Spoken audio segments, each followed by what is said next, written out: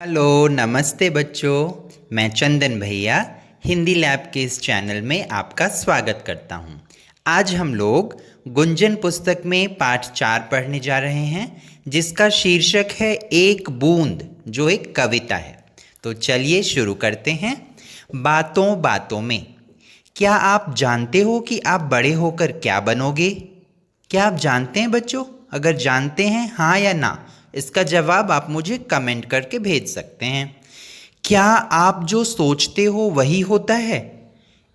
क्या आप जो भी सोचते हैं वही जीवन में होता है? आपका जो भी जवाब है आप मुझे कमेंट करके भेज सकते हैं। आगे देखते हैं नीले अक्षरों से। इस कविता में कवि ने एक बूंद के माध्यम से मनुष्य को जीवन में उपलब्धियां हासिल करने के लिए कर्म करने की प्रेरणा दी है। जैसे बूंद बादल से अलग होकर एक सीप में गिरी और मूल्यवान मोती बन गई। बच्चों, ये कविता एक बूंद की है। एक बूंद की क्या मनोदशा है और उसके साथ क्या होता है, उसकी कहानी है, उसके बारे में बताया गया है इस कविता में। तो चलिए हम लोग देखते हैं। ज्यों निकलकर बादलों की गोद से थी अभी एक बूंद कुछ आगे बढ़ी, सोचने फिर यही जी में लगी, आह क्यों घर छोड़कर मैं यूं कढ़ी। बूंद क्या बोल रही है, ध्यान से सुनिए।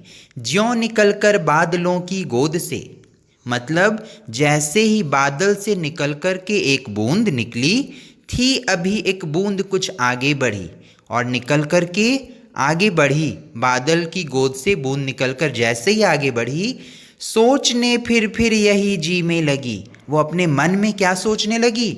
आह क्यों घर छोड़ कर मैं यूं कढ़ी, कि ओह मैं अपना घर छोड़ के क्यों जा रही हूँ।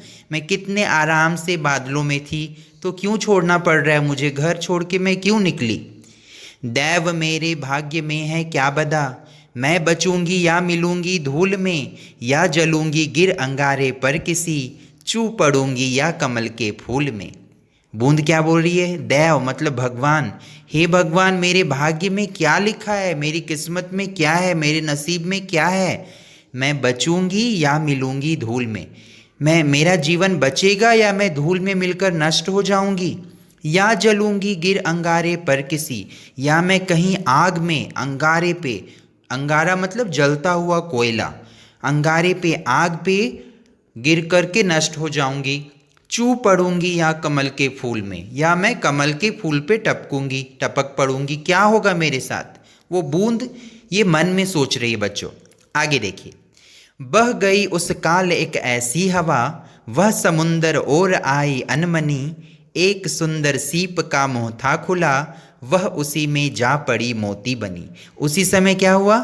एक हवा आई जो समुंदर की ओर उस बूंद को ले गई। वह समुंदर और आई अनमनी, अनमनी का मतलब बिना मन से। वो बूंद जो है वो हवा के साथ बिना मन से बहकर समुंदर की ओर आ गई। एक सुंदर सीप का मुंह था खुला। उसी समय एक सीप का, सी शेल जिसे बोलते हैं, उसका मुंह खुला हुआ था। वह उसी में जा पड़ी और मोती बन गई। कौन? बूंद। वो सीप में पड़ी और मोती बन गई। लोग यूं ही हैं झिझकते सोचते, जबकि उनको छोड़ना पड़ता है घर, किंतु घर को छोड़ना अक्सर उन्हें बूंद लौ कुछ और ही देता है कर। क्या बोल रहे हैं कवि? कि जब लोगों को अपना घर छोड़ना पड़ता है, जब हम लोग स्कूल की पढ़ाई करके, कॉलेज की पढ़ाई करने के लिए, या आगे और अपने कुछ प्रोफेशनल स्टडीज़ करने के लिए जब हमें घर छोड़ना पड़ता है, तो हमारे मन में एक झिझक होता है, एक डर होता है कि पता नहीं नए जगह जा रहे हैं, कैसे लोग होंगे, वहाँ कौन, मेरे साथ क्या होगा। जैसे उस बूंद के मन में था, वैसे ही हमारे मन में होता है।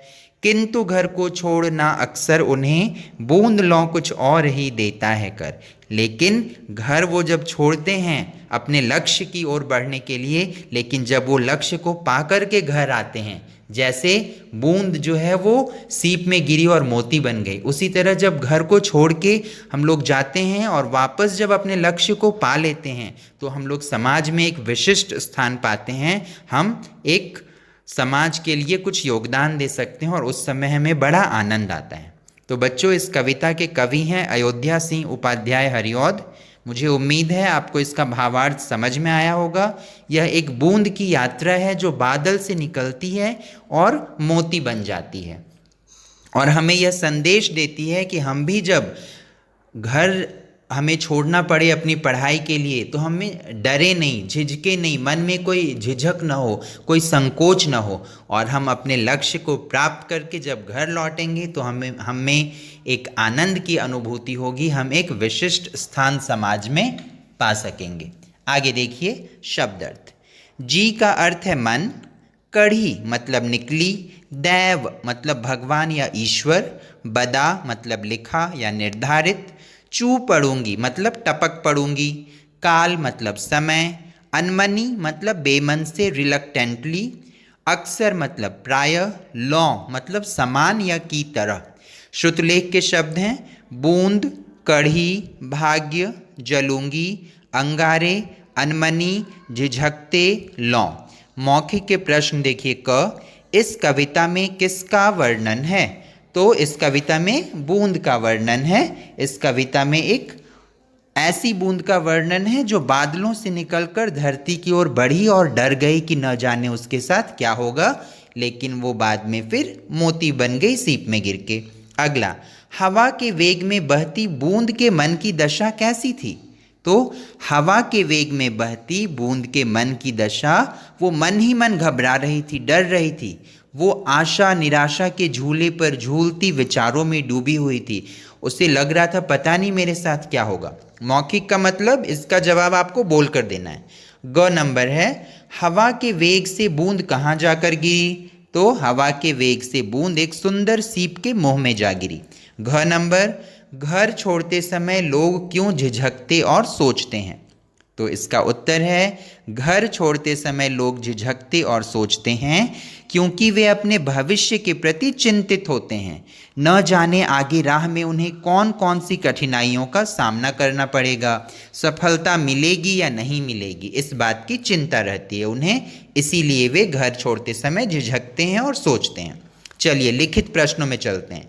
पहला सवाल है लिखित का, बादलों की गोद से निकलकर बूंद क्या सोचने लगी? उत्तर है, बादलों की गोद से निकलकर बूंद सोचने लगी कि मैं घर से क्यों निकली, हे भगवान मेरे भाग्य में क्या लिखा है, मैं बच जाऊंगी या धूल में गिरकर समाप्त हो जाऊंगी, मैं किसी अंगारे पर गिरकर जल जाऊंगी या कमल के फूल पर जा गिरूंगी। दूसरा सवाल, बूंद सीप के मुंह में कैसे जा पड़ी? उत्तर है, समुद्र की ओर बहने वाली हवा के चलने से बूंद अनमनी सी हवा के बहाव से समुद्र की ओर आ गई और वहां एक सुंदर सीप के मुंह में गिर गई। तीसरा सवाल, सीप में गिरने पर बूंद का क्या हुआ?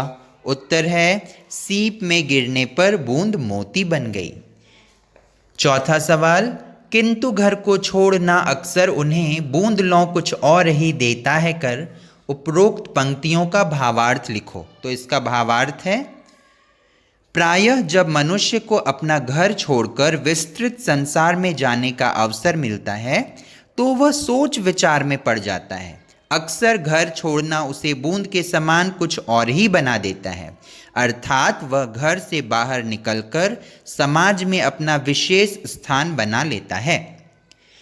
मूल्य परक प्रश्न देखिए बच्चों, प्रकृति संघर्ष करके आगे बढ़ना सिखाती है, उदाहरण द्वारा बताओ। उत्तर है, प्रकृति से हमें उपयोगी संदेश मिलते हैं, संघर्ष करके आगे बढ़ना भी एक ऐसा ही संदेश है जो हमें नदियों से मिलता है। वे अपने मार्ग में आने वाले पत्थरों, चट्टानों, पर्वतों तथा अन्य सभी प्रकार के अवरोधों से संघर्ष करके आगे बढ़ती हैं और हमें सिखाती हैं कि बाधाओं को उत्साह और साहस से पार करना चाहिए। तो बच्चों, मुझे आशा है कि आपको ये पाठ समझ में आया होगा। हम लोग फिर मिलते हैं एक नए पाठ के साथ, तब तक के लिए धन्यवाद।